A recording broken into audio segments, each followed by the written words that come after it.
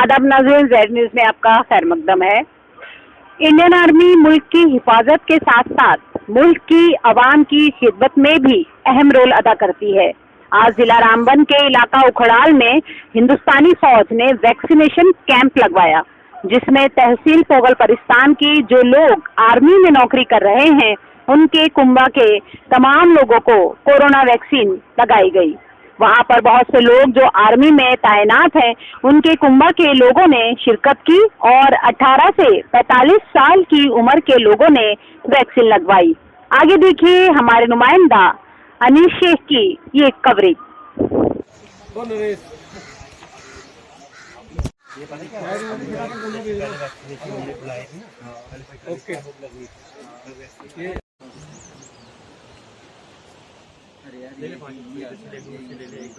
mobile तो photo उठाने क्या